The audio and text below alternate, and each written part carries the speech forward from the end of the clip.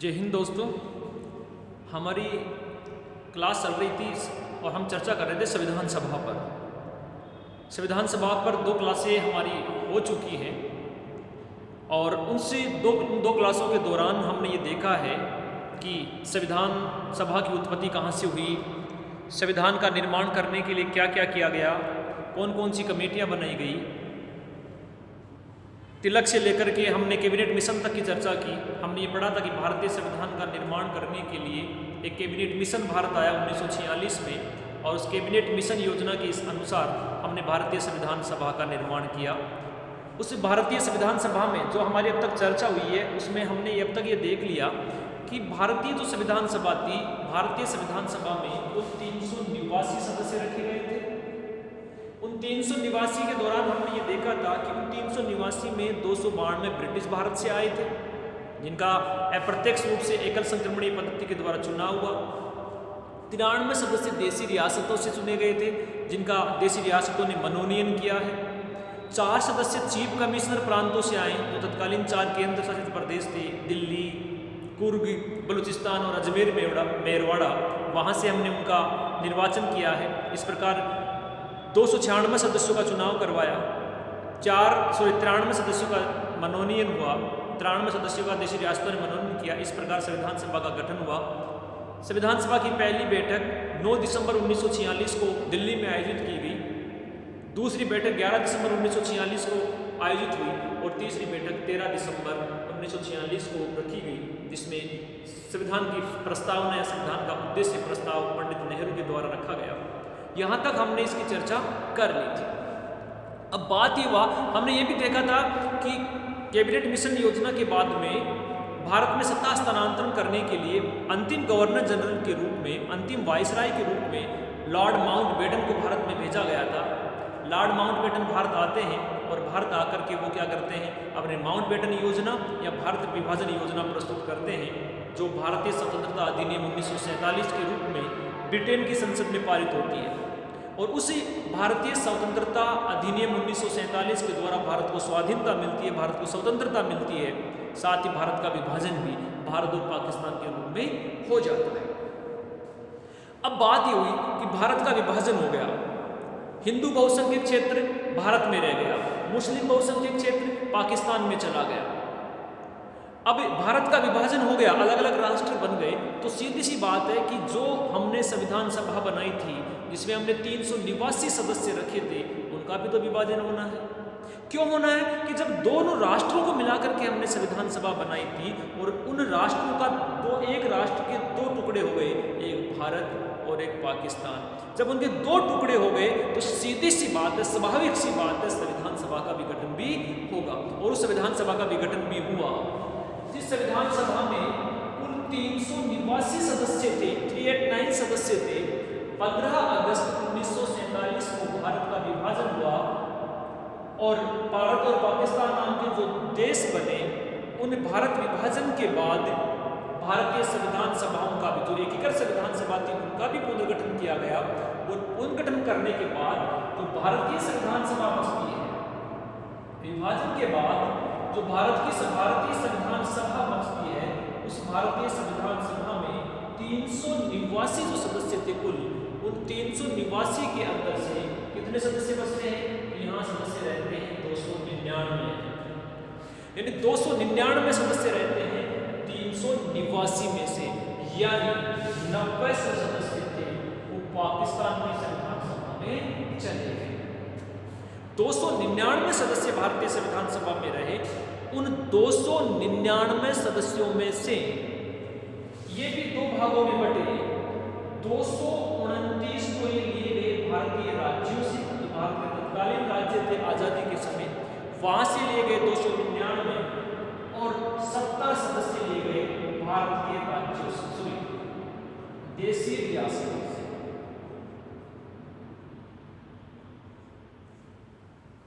जो 299 सदस्य भारतीय संविधान सभा में बचे हैं, उन 299 को भी हमने 2 भागों में बांट दिया। 229 जो सदस्य थे वो तो आए थे राज्यों से चुन करके, जो पहले ब्रिटिश भारत का प्रतिनिधित्व करते थे, अब वो भारतीय राज्यों का प्रतिनिधित्व करते थे। जो 93 सदस्य देशी रियासतों की तरफ से चुने जाने थे, देशी रियासतों का प्रतिनिधित्व कर रहे थे, उन 93 सदस्यों में से 23 सदस्य पाकिस्तान में की संविधान सभा में चले गए और भारतीय संविधान सभा में बचे 70। इस प्रकार भारतीय संविधान सभा में 299 सदस्य बचे। यानी भारत की जो संविधान सभा थी उसमें 299 सदस्य, संविधान सभा के कुल सदस्य 389। इस प्रकार हमने संविधान सभा का भी गठन कर लिया और भारतीय संविधान सभा में 299 सदस्य बच गए। अब देखो, संविधान सभा के एक बहुत महत्वपूर्ण सदस्य थे डॉक्टर भीमराव रामजी अंबेडकर। डॉक्टर अंबेडकर, जिसे भारतीय संविधान का जनक और जननी कहा जाता है, भारतीय संविधान का आधार स्तंभ कहा जाता है, दलितों का मसीहा कहा जाता है, आधुनिक भारत का मनु कहा जाता है। संविधान सभा के जब जुलाई अगस्त 1946 में संविधान सभा के चुनाव हुए, उन चुनाव में डॉक्टर अंबेडकर ने बम्बई से चुनाव लड़े, लेकिन दुर्भाग्य डॉक्टर साहब चुनाव हार गए। जब संविधान सभा के जुलाई अगस्त 1946 में चुनाव हुए, उन चुनाव में भीमराव अंबेडकर ने चुनाव लड़े, लेकिन चुनावों के दौरान वो जीत नहीं पाए, जनता का समर्थन नहीं मिला और अंबेडकर चुनाव हार जाते हैं। लेकिन फिर जो मुस्लिम लीग थी, क्योंकि सबको पता कि अंबेडकर संविधान विशेषज्ञ थे, कानून के बहुत बड़े ज्ञाता थे, विश्व के बहुत सारे संविधानों का उन्होंने अध्ययन किया है, इसलिए अंबेडकर को मुस्लिम लीग ने बंगाल से चुनाव अपनी सीट पर, यानी मुस्लिम लीग के सीट पर, डॉक्टर अंबेडकर मुस्लिम लीग की सीट पर वापस बंगाल से चुनाव लड़ते हैं और बंगाल से चुनाव लड़ करके वो संविधान सभा में शामिल होते हैं। कब? 1946 की बात कर रहे हैं। पहले चुनाव लड़े, डॉक्टर साहब चुनाव हार जाते हैं, मुस्लिम लीग की सीट पर वापस चुनाव लड़ते हैं, लेकिन चुनाव जीतते हैं, लेकिन फिर दुर्भाग्य, आपको भी पता है भारत का विभाजन होता है और भारत के विभाजन होने के कारण जिस सीट से डॉक्टर अंबेडकर ने संविधान सभा के चुनाव लड़े थे, जिस सीट से डॉक्टर भीमराव अंबेडकर ने संविधान सभा के चुनाव लड़े थे, वो सीट विभाजन के बाद कहाँ चली गई? पाकिस्तान में चली गई और अंबेडकर साहब की सीट वापस रिक्त हो गई, क्योंकि डॉक्टर अंबेडकर भारत में थे। जिस सीट से चुनाव लड़े वो पाकिस्तान चली गई, वापस संविधान सभा के सदस्य डॉक्टर अंबेडकर नहीं रहे। 2 बार हुआ, एक बार हार गए, एक बार जीते, लेकिन सीट पाकिस्तान चली गई। अब क्या? सबको पता था कि संविधान में निर्माण में अंबेडकर की बहुत बड़ी भूमिका होगी। तो उस समय हमने देखा था कि भारतीय संविधान सभा के एक संवैधानिक सलाहकार थे जिनका नाम था B.N. राव। संविधान सभा के संवैधानिक सलाहकार जिन्होंने अपनी निःशुल्क सेवाएं भारत के संविधान निर्माण में संविधान सभा को दी हैं, उन B.N. राव ने तत्कालीन संविधान सभा के जो अध्यक्ष थे डॉक्टर राजेंद्र प्रसाद, B.N. राव ने डॉक्टर राजेंद्र प्रसाद से क्या किया? अनुरोध किया कि आप क्या करें, संविधान सभा में डॉक्टर अंबेडकर को भी शामिल करवाएं। इसलिए B.N. राव और डॉक्टर राजेंद्र प्रसाद ने उस समय जो हमारा बंबई, आज जो महाराष्ट्र में है, बंबई पहले एक राज्य था। बंबई एक राज्य था जहां से जिसको तोड़ करके बाद के अंदर बंबई और गुजरात नाम के 2 राज्य बनाए गए हैं। सॉरी, महाराष्ट्र और गुजरात नाम के 2 राज्य बनाए गए। तो बंबई पहले एक राज्य था। इस बंबई के तत्कालीन प्रधानमंत्री थे B.G. खरे। बंबई के तत्कालीन प्रधानमंत्री थे B.G. खरे। तो डॉक्टर राजेंद्र प्रसाद और B.N. राव दोनों ने मिलकर के B.G. खरे को क्या करते हैं? वो सिफारिश करते हैं कि आप अंबेडकर को बंबई से क्या कीजिए, विधानसभा में मनोनीत कर दीजिए, बंबई राज्य से मनोनीत कर दीजिए। तो अंबेडकर को B.N. राव और राजेंद्र प्रसाद की सिफारिश पर बंबई के तत्कालीन प्रधानमंत्री B.G. खरे ने बंबई से क्या किया है? मनोनीत किया है। यानी 3 बार संविधान सभा के लिए चुनाव लड़े हैं। किसने?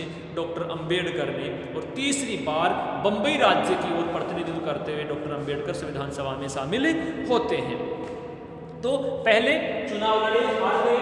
दूसरा, बंगाल से मुस्लिम लीग की तरफ से लड़े, लेकिन जीते, संविधान सभा में शामिल हुए, चली गई, पाकिस्तान चली गई। फिर BN राव और डॉक्टर अंबेडकर की सिफारिश पर, उनकी सलाह पर बम्बई के तत्कालीन प्रधानमंत्री BG खरे ने क्या किया, बम्बई राज्य से उनका मनोनयन करवाया है और संविधान सभा के अंदर उनको भेजा है। ठीक है, अब देखो अगस्त 1947 के बाद भारत की जो ये संविधान सभा है, अगस्त 1947 यानी भारत की स्वतंत्रता के बाद भारतीय संविधान सभाओं ने दो भूमिकाओं में काम किया है, यानी दो रूपों में काम किया है। और जिन दो रूपों में काम किया है उनका प्रावधान भारत शासन अधिनियम 1947 के अंतर्गत किया गया था।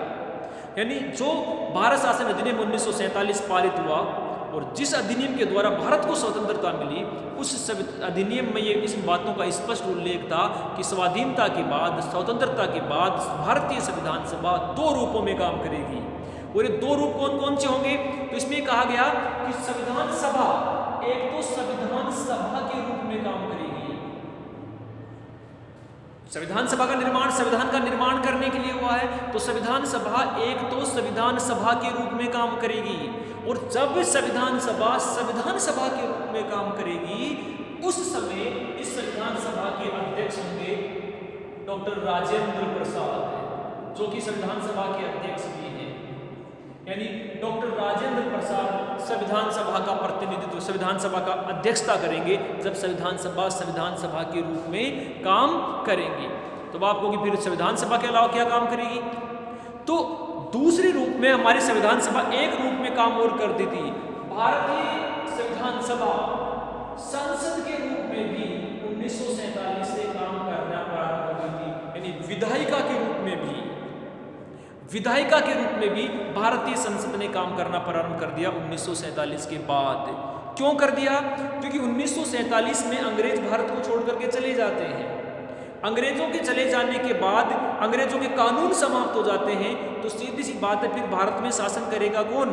क्योंकि अभी हमने चुनाव नहीं करवाए हैं, अभी हमारे यहाँ चुनाव आयोग का निर्माण नहीं हुआ है, संविधान का निर्माण पूरा नहीं हुआ है, तो फिर शासन चलाएगा कौन? इसलिए भारत में कानून बनाने के लिए, शासन को संचालित करने के लिए संविधान सभा को ही विधायिका यानी संसद के रूप में परिवर्तित कर दिया गया। और इस बात का उल्लेख किसमें था? भारत शासन अधिनियम 1947 के अंतर्गत भी किया गया था। अब देखो संसद के रूप में इसमें कहा कि जब संविधान सभा संसद के रूप में काम करेगी, उस समय इसके अध्यक्ष होंगे गणेश विद्यार्थी मावलंकर, GV मावलंकर। संविधान सभा के रूप में काम करेगी तो अध्यक्षता करेंगे डॉक्टर राजेंद्र प्रसाद। लेकिन संविधान सभा जब संसद के रूप में, विधायिका के रूप में काम करेगी, उस समय इसकी अध्यक्षता करेंगे GV मावलंकर। इसलिए ये इनको याद नहीं रखना, ये भारतीय लोकसभा के पहले अध्यक्ष भी हैं मावलंकर। संविधान सभा के सदस्य मावलंकर को जब संसद हमारी विधायिका के रूप में काम करने लगी संविधान सभा, उस समय हमने इसका अध्यक्ष भी इनको बनाया। तो संविधान सभा ने अगस्त 1947 के बाद दो रूपों में काम करना प्रारंभ किया, एक संविधान सभा के रूप में और एक संसद के रूप में। ठीक है, उसके बाद देखो अक्टूबर 1947 में संविधान सभा के संवैधानिक सलाहकार BN राव ने संविधान का प्रारूप तैयार किया। हमने पहले भी कहा था भारतीय संविधान निर्माण में BN राव का एक बहुत महत्वपूर्ण योगदान है। संविधान सभा के संवैधानिक सलाहकार थे, इसलिए अक्टूबर 1947 में डॉक्टर अंबेडकर ने भारतीय संविधान निर्माण का एक ड्राफ्ट तैयार किया, एक प्रारूप तैयार किया। और वो जो प्रारूप तैयार किया था, उस प्रारूप को क्या कर दिया उन्होंने संविधान सभा के सामने अक्टूबर 1947 को रख दिया। इसी संविधान के जो अंबेडकर का BN राव का प्रारूप था, इसी प्रारूप पर फिर भारतीय संविधान सभा ने क्या किया है, चर्चा की है। और इसी प्रारूप के आधार पर फिर भारतीय संविधान का क्या हुआ है, निर्माण हुआ है। ठीक है, प्रारूप बन गया। इस प्रारूप बनने के बाद इस प्रारूप पर चर्चा करने के लिए एक बहुत महत्वपूर्ण कमेटी बनाई गई ताकि संविधान का कार्य कर सके। यानी संविधान सभा के जो सदस्य थे, उन संविधान सभा के सदस्य योग्यता के आधार पर क्या कर दिया, संविधान सभा के सदस्यों का वर्गीकरण कर दिया था कि कौन सा सदस्य क्या काम करेगा।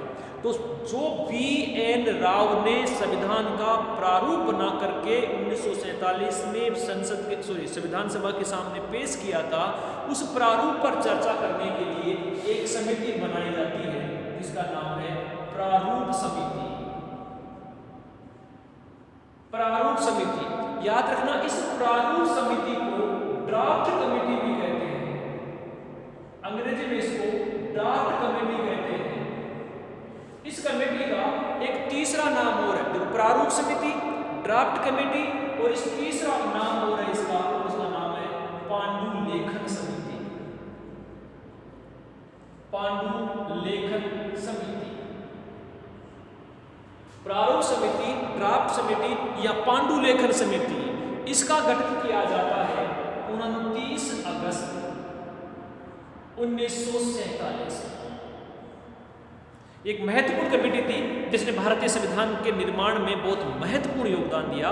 उस प्रारूप समिति कह दीजिए, ड्राफ्ट समिति कह दीजिए या पांडुलेखन समिति कह दीजिए, इसकी स्थापना 29 अगस्त 1947 को की जाती है। यह एक 7 सदस्यीय कमेटी थी, यानी इस प्रारूप समिति में 7 सदस्य रखे गए और इस समिति की जो अध्यक्षता थी, इस समिति की अध्यक्षता की डॉक्टर भीमराव अंबेडकर ने। यानी हमारे संविधान निर्माताओं की महानता देखिए, तत्कालीन कांग्रेस की महानता देखिए कि डॉक्टर अंबेडकर को भारतीय संविधान की सबसे महत्वपूर्ण कमेटी प्रारूप समिति का अध्यक्ष बनाया जाता है। उन अंबेडकर को जो कांग्रेस के नीतियों की विरोधी थे, वो अंबेडकर जो महात्मा गांधी की नीतियों के विरोधी थे, वो अंबेडकर जिन्होंने प्रारंभ में संविधान सभा के निर्माण का विरोध किया था, वो अंबेडकर जिन्होंने पाकिस्तान की मांग का समर्थन किया था, उनको भारतीय संविधान की प्रारूप समिति का अध्यक्ष बनाया जाता है कांग्रेस के द्वारा। क्यों? क्योंकि उस समय भारतीय नेताओं में, भारत की जो राजनेता थे, स्वाधीनता आंदोलन के जो नेता थे, उनके मन में राजनीतिक देशता नहीं थी। वो राष्ट्र हित के बारे में सोचते थे, आज की तरह अपने हित में, निजी हित में नहीं सोचते थे, वो राष्ट्र हित में सोचते थे। और उन्होंने, उन सबको पता था, कांग्रेस को भी पता था कि संविधान निर्माण में वर्तमान समय में अगर यदि सबसे योग्य कोई व्यक्ति है तो डॉक्टर अंबेडकर है, क्योंकि वो कानून का विशेषज्ञ था। बहुत देशों में जाकर के उन्होंने बहुत देशों के संविधानों का अध्ययन किया था, इसलिए अंबेडकर को जरूरी था। अंबेडकर को संविधान की प्रारूप समिति का अध्यक्ष बनाया जाता है 29 अगस्त 1947 को। ठीक है, 7 सदस्य थे। इसमें ये भी याद रखना, एक सदस्य थे KM मुंशी, जो संविधान सभा के सचिव भी थे। KM मुंशी, कन्हैयालाल माणिक्यलाल मुंशी, ये एकमात्र व्यक्ति है जो कांग्रेसी है, यानी एकमात्र कांग्रेसी सदस्य है। अब देखिए संविधान निर्माता कितने महान होंगे उस समय के, राजनीतिक रूप से कितने परिपक्व, कितने मजबूत होंगे कि जो संविधान निर्माण में सबसे महत्वपूर्ण कमेटी है उनमें से मात्र एक सदस्य कांग्रेस का है, यानी पूरी संविधान सभा ही कांग्रेस थी उस समय। तो 299 में 208 कांग्रेस के थे, उनमें मात्र 7 सदस्यों में से एक कांग्रेस का रखा जाता है। क्यों? क्योंकि उनको संविधान की प्रारूप समिति में उन लोगों को लिया गया था जो कानून के विशेषज्ञ थे, कानून के जानकार थे, नियमों के जानकार थे। इसलिए 29 अगस्त 1947 को प्रारूप समिति बनी। इस समिति में 7 सदस्य थे, अध्यक्षता डॉक्टर अंबेडकर ने की है और उसमें एकमात्र जो कांग्रेस सदस्य थे वो थे कन्हैयालाल माणिक्यलाल मुंशी, इसमें एकमात्र सदस्य थे। ठीक है, इस प्रारूप जो समिति थी, इस प्रारूप समिति का काम क्या था? जो प्रारूप डॉक्टर BN राव ने बनाकर के दिया था, जो प्रारूप डॉक्टर BN राव ने बनाकर के दिया था, उस प्रारूप के बारे में चर्चा करना, उनके प्रावधानों के बारे में चर्चा करना और नई बातें जोड़ना या हटाना। संविधान की प्रारूप समिति ने अपना काम करना प्रारंभ किया और इस प्रारूप समिति ने लगभग 7 देशों के संविधानों का अध्ययन किया। इन 7 सदस्यों ने 60 देशों के, आज भारतीय संविधान दुनिया का सबसे विस्तृत और महान संविधान इसलिए है, अखंड संविधान इसलिए है क्योंकि हमने संविधान निर्माण करते समय लगभग दुनिया के समस्त राष्ट्रों के संविधानों का अध्ययन किया है। प्रारूप समिति जिसका काम संविधान निर्माण था, संविधान का एक ड्राफ्ट तैयार करना था, उस संविधान सभा ने क्या किया है, 60 देशों के संविधानों का अध्ययन किया है और फिर संविधान का एक प्रारूप तैयार किया है। ठीक है, अब एक चीज और बात है, अलग अलग यहाँ फिक्स हम डाटा पे बात करेंगे। 60 देशों का संविधानों का अध्ययन किया, किसने किया, प्रारूप समिति ने किया। प्रारूप समिति ने संविधान का प्रारूप तैयार करने के लिए कुल 141 बैठक की है। याद रखना, इस प्रारूप समिति ने की है, संविधान सभा की कुल बैठक 141 नहीं हुई है।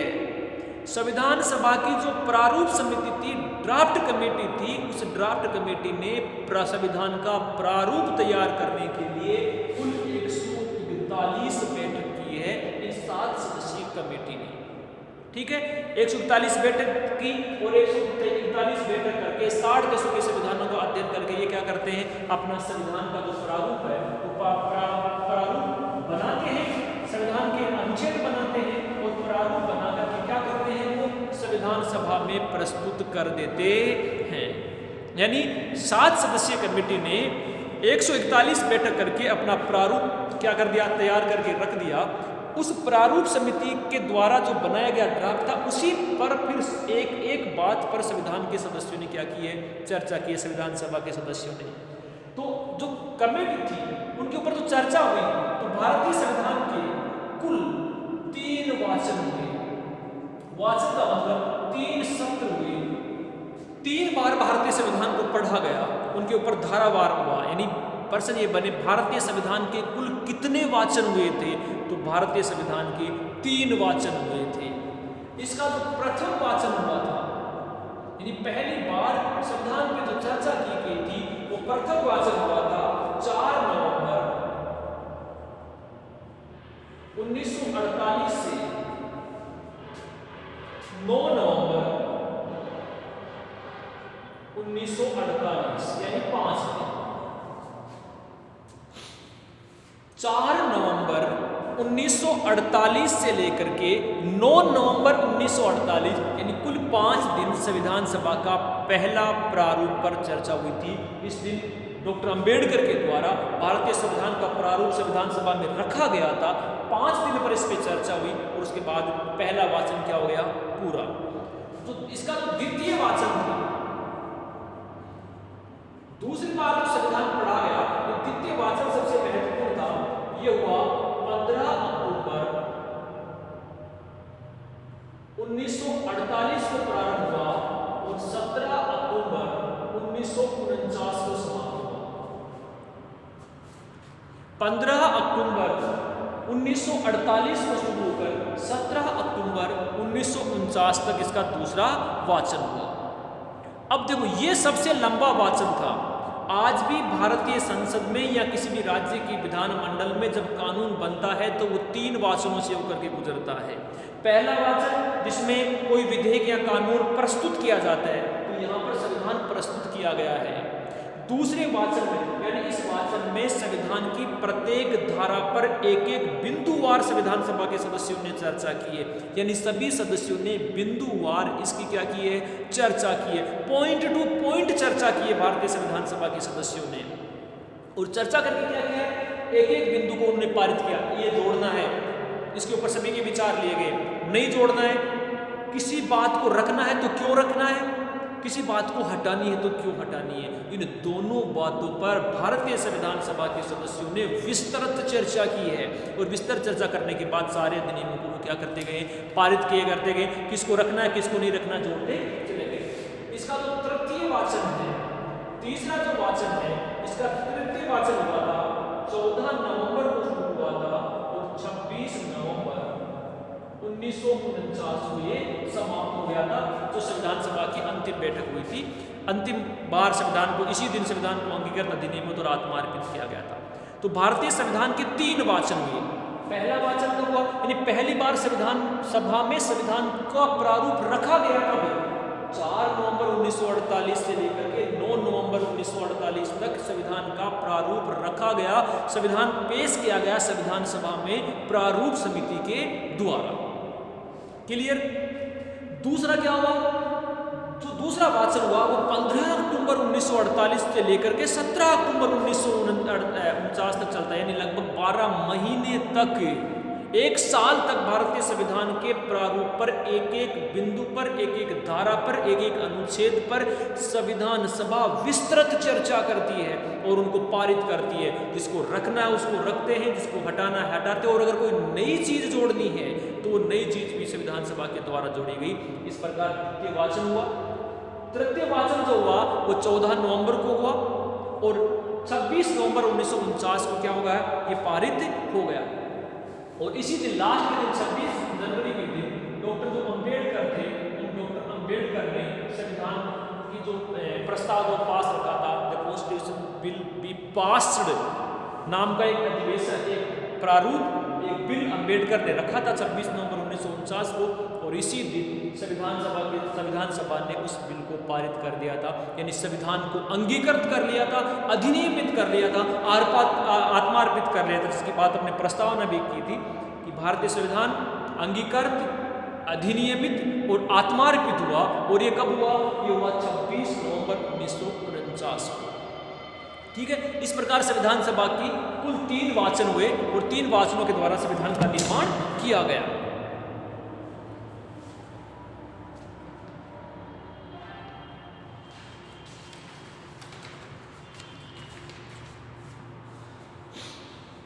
अब देखो इसके बाद में क्या होता है, 3 वाचन हो गए।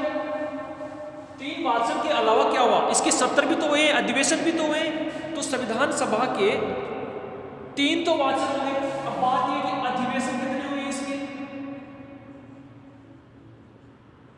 अधिवेशन का मतलब सत्र, यानी कितने टुकड़ों में संविधान सभा आयोजित की गई, एक सत्र में कितने दिन बैठ के हुई। तो संविधान सभा के कुल जो अधिवेशन हुए हैं, जिनको हम सत्र कहते हैं, अंग्रेजी में जिसको हम सेशन कहते हैं, संविधान सभा के कुल 12 अधिवेशन हुए। संविधान सभा के कुल 12 अधिवेशन हुए, इनको हम 11+1 में बांटते हैं। अब आप कहोगे 12 हुए तो फिर 11+1 में बांटने का क्या मतलब, 11 तो संविधान सभा के अधिवेशन हुए हैं संविधान निर्माण के लिए, लेकिन इसका अंतिम एक सत्र और आयोजित किया गया था 24 जनवरी 1950 को, जिसके बारे में भी हम चर्चा करेंगे।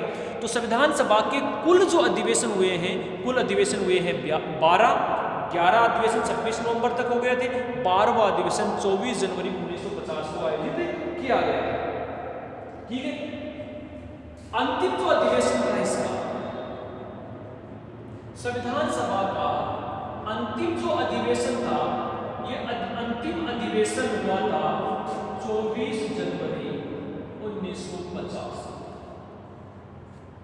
संविधान सभा का अंतिम अधिवेशन 24 जनवरी 1950 को आयोजित किया गया था। तो संविधान सभा के कुल अधिवेशन कितने हो गए, संविधान सभा के कुल अधिवेशन हो गए 12। 12वां कब हुआ, 24 जनवरी 1950 को इसका 12वां अधिवेशन किया गया था। ठीक है, तो 3 वाचन हो गए और 12 इसके अधिवेशन हो गए। अब और क्या क्या किया गया है संविधान सभा के द्वारा, तो और जो कार्य किया, और उन कार्यों के अंदर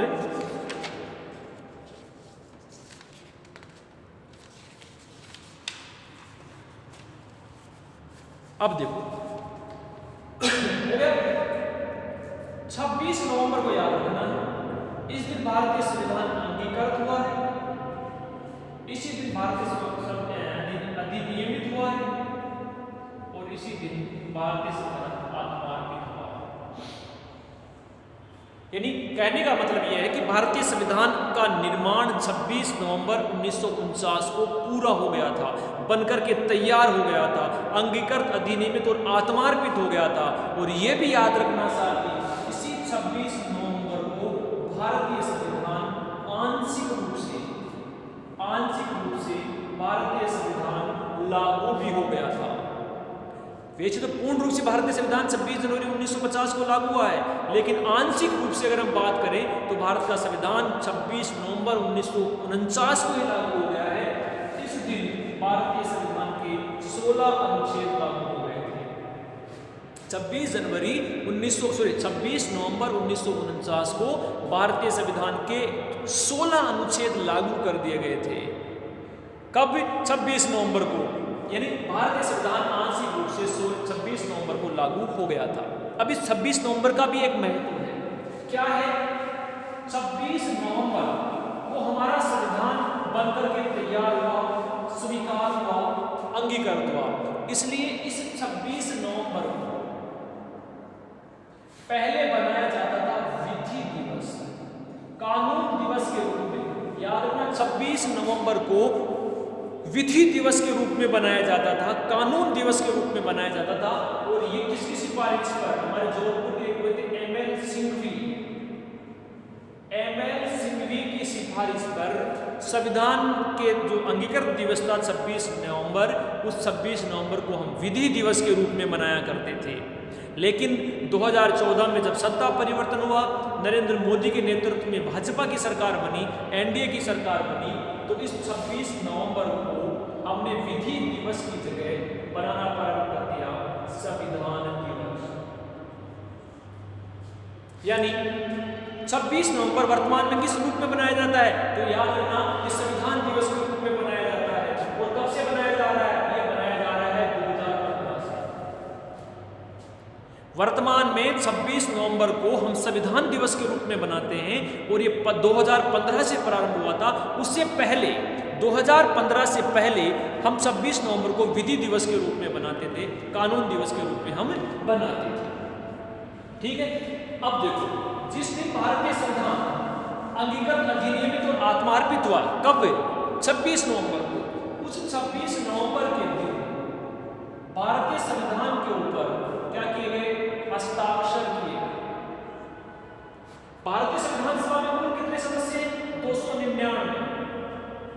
भारतीय संविधान सभा में सदस्य हैं 299, और उन 299 में से 26 नवंबर, जिस दिन भारतीय संविधान अंगीकृत, अधिनियमित और आत्मार्पित हुआ है, तो याद रखना, भारतीय संविधान जो है उस पर हस्ताक्षर कितने लोगों ने किया है? इस पर हस्ताक्षर किया है 284 लोगों ने।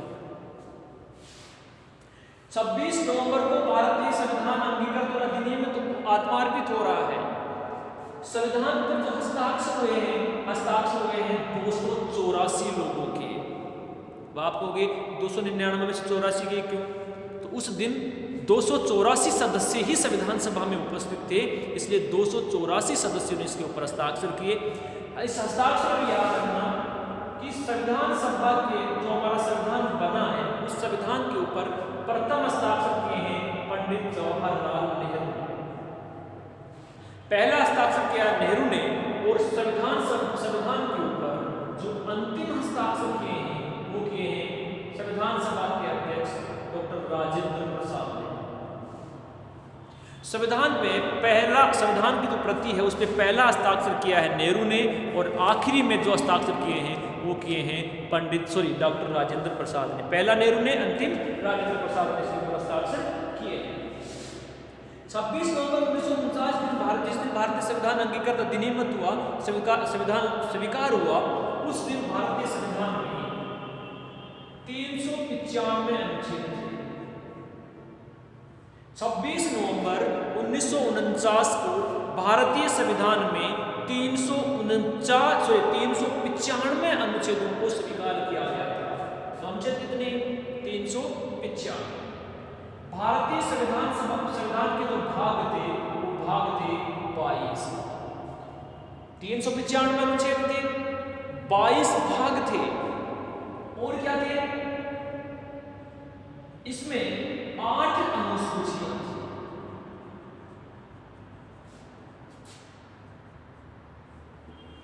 395 अनुच्छेद यानी 395 आर्टिकल थे, 22 भाग थे, और 8 इसकी अनुसूचियां थी। तो भारतीय संविधान में जब स्वीकार हुआ, जब लागू हुआ, उस दिन 395 अनुच्छेद, 22 भाग और 8 अनुसूचियां थी। अगर हम वर्तमान की बात करें तो वर्तमान में भी भारतीय संविधान में 395 अनुच्छेद हैं। आज भी भारतीय संविधान में 395 अनुच्छेद हैं। आज भी भारतीय संविधान में 22 भाग ही हैं। आज भी भागों की संख्या 22 ही है। अनुसूचियां बढ़कर के 8 से हो गई 12। यानी 8 अनुसूचियां थी, 12 अनुसूचियां हमने कर दी। और इनके बारे में भी अगर आप देखें, नवी जो अनुसूची बनी थी वो भूमि सुधार के लिए लागू की गई थी 1951 में। भूमि सुधार अधिनियम को लागू करने के लिए नेहरू सरकार ने नवी अनुसूची जोड़ी थी 1951 में। उसके बाद 10वीं अनुसूची जोड़ी गई थी, वो जोड़ी गई थी दल बदल के लिए, और ये जोड़ी गई थी 1985।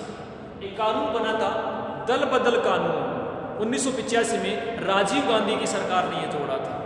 उसके बाद में 11वीं और 12वीं जो अनुसूची जोड़ी है वो जोड़ी है 1993 में। इसके लिए संविधान में 73वां और 74वां संविधान संशोधन किया गया था।